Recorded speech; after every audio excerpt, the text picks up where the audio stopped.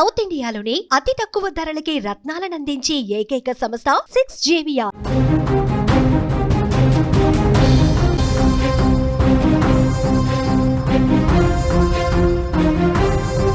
నాగర్ కర్నూలు జిల్లాలో రోడ్డు విస్తరణ పనులు వేగంగా జరుగుతున్నాయి. సీఎం ఇంటి కాంపౌండ్ వాల్ కూల్చివేశారు. రోడ్డు విస్తరణలో భాగంగా అధికారులు కూల్చారు. 43 మంది ఇళ్లు కూడా అధికారులు పడగొట్టారు. రోడ్డు విస్తరణ పనులకు సీఎం పర్యవేక్షణ చేస్తూ ఉన్నారు. తెలంగాణ ముఖ్యమంత్రి రేవంత్ రెడ్డి స్వగ్రామం కొండారెడ్డిపల్లిలో ఒక ఆసక్తికరమైనటువంటి ఘటన ఇది. ఎన్నో సంవత్సరాల పాటు నేతగా ఉన్నటువంటి రేవంత్ రెడ్డి స్వగ్రామంలోనే ఆయన ఇంటి ప్రహరీ గోడను అధికారులు కూల్చారు. ఇది రోడ్డు విస్తరణ పనుల్లో భాగంగా జరిగినట్టుగా కనిపిస్తోంది. నాగర్ కర్నూలు జిల్లాలోని బంగూరు మండలంలో ఉన్న కొండారెడ్డిపల్లి గ్రామం ముఖ్యమంత్రి రేవంత్ రెడ్డి స్వగ్రామం. ఈ గ్రామంలో 4 వరుసల తార్ రోడ్డు పనులు చురుగ్గా సాగుతున్నాయి. ఈ గ్రామంలో 4 వరుసల తార్ రోడ్డు పనులకు సంబంధించినటువంటి పనులు చాలా వేగంగా జరుగుతున్నటువంటి పరిస్థితి. రోడ్డును విస్తరించేందుకు పాత నిర్మాణాలు ఏవైతే ఉన్నాయో వాటిని తొలగిస్తూ ఉన్నారు. ఈ పనుల్లో 43 మంది ఇళ్లతో పాటు సీఎం రేవంత్ రెడ్డి గారి ఇంటి ప్రహరీని కూడా అధికారులు పడగొట్టేశారు.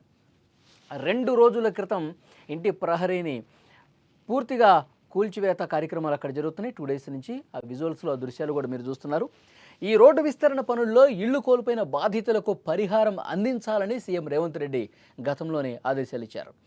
రోడ్డు నిర్మాణ పనులు మరింత వేగవంతమయ్యాయి. ప్రస్తుతం కూల్చివేసిన ప్రహరీని తిరిగి నిర్మించే పనులు కూడా వేగంగా జరుగుతున్నాయి. రోడ్డు విస్తరణ పనులు పూర్తయితే ట్రాఫిక్ సమస్యలు తగ్గుతాయని అధికారులు చెప్తున్నారు. అలాగే కొడంగల్లో కూడా రోడ్డు నిర్మాణానికి ప్రభుత్వం ప్రత్యేక దృష్టి పెట్టినటువంటి పరిస్థితి ఉంది. ముఖ్యమంత్రి రేవంత్ రెడ్డి పర్యవేక్షణలో కొడంగల్ ఏరియా డెవలప్మెంట్ అథారిటీ ఏర్పాటు చేశారు. దీని ద్వారా కొడంగల్లో అభివృద్ధి పనులు చాలా వేగంగా జరుగుతున్నాయి. మహబూబ్ నగర్ నుంచి చించోలి వరకు ఉన్న 110 కిలోమీటర్ల రహదారిని జాతీయ రహదారిగా అప్గ్రేడ్ చేసి అభివృద్ధి చేస్తున్నారు. దీనికి కేంద్రం 600 కోట్లు మంజూరు చేసింది. ఈ ప్రాజెక్టు వల్ల కొడంగల్, తాండూరు ప్రాంతాల్లో ట్రాఫిక్ సమస్యలు తగ్గుముఖం పట్టనున్నాయి.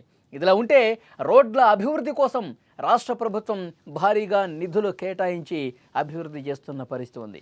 కొడంగల్ సింగిల్ లేన్ హైవేను విస్తరించేందుకు 262 కోట్ల రూపాయలు కేటాయించారు. డబుల్ లైన్ రోడ్ల కోసం 54 కోట్ల రూపాయలు, వంతెనల నిర్మాణానికి మరో 28.5 కోట్ల రూపాయలు మంజూరయ్యాయి. గిరిజన తండాలకు బీటీ రోడ్డు సౌకర్యం కల్పించడానికి 27 కోట్ల 86 లక్షల రూపాయలు కేటాయించారు.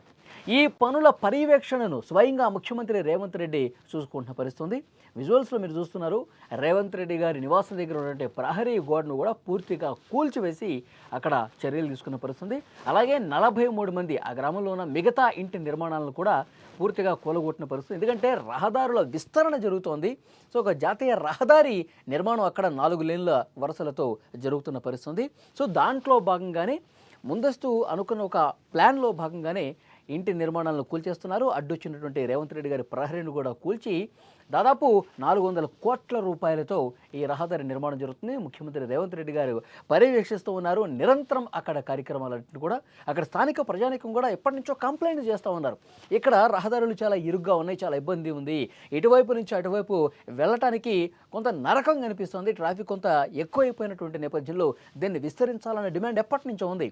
రేవంత్ రెడ్డి గారు ముఖ్యమంత్రి అయిన తర్వాత ఈ ప్రాజెక్టు మీద స్పెషల్గా దృష్టి పెట్టారు. కేంద్రం నుంచి కూడా నిధులు వస్తున్నాయి. ఇక్కడ రాష్ట్రం కూడా పెద్ద ఎత్తున రహదారుల నిర్మాణం కోసం డబ్బులు ఖర్చు చేస్తుంది. సో ఈ 4 లేన్ల రహదారి అనేది పూర్తయిపోతే ఆ ప్రాంత వాసులకు కష్టాలు అనేవి చాలా వరకు రోడ్డు నిర్మాణం సంబంధించి చాలా వరకు ఆ కష్టాలు తీరే అవకాశం కనిపిస్తుంది. ఎంత వేగంగా పనులు జరుగుతున్నాయో మీరు విజువల్ చూస్తే అర్థమవుతుంది. ఒకవైపు కూలగొడుతూ ఉన్నారు. రహదారి నిర్మాణం కూడా చాలా అంటే చాలా శరవేగంగా జరుగుతున్నటువంటి పరిస్థితి. ముఖ్యంగా ఆ నాగర్ కర్నూలు ఆ ప్రాంత వాసులైతే ఈ రహదారుల నిర్మాణం పట్ల సంతోషం వ్యక్తం చేస్తూ ఉన్నారు.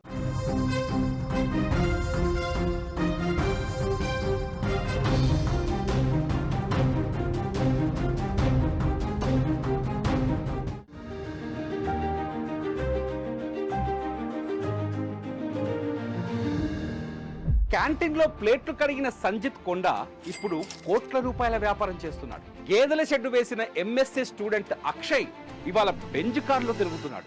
3 అడుగులు ఎత్తు కూడా లేని ఆర్తి డోగ్రి ఐఏఎస్ కొట్టి రాజస్థాన్నే వణికిస్తోంది. మహిళా పోలీసుకు భర్త సెల్యూట్ చేస్తే అవమానం అనుకొని ఐపీఎస్ చదివి మహారాష్ట్రలో అంబిక సూపర్ పోలీసుగా మారింది. వీళ్ళంతా మన చుట్టే ఉన్నారు, కానీ వీళ్ళ కథలే మనకు తెలియవు. కృషితో ఋషులుగా మారిన వీరి స్ఫూర్తినిచ్చే కథలు ఇప్పుడు మీరు సుమన్ టీవీ విజేతలు చూడండి. సక్సెస్ స్టోరీస్ కి care of address Suman TV విజేత.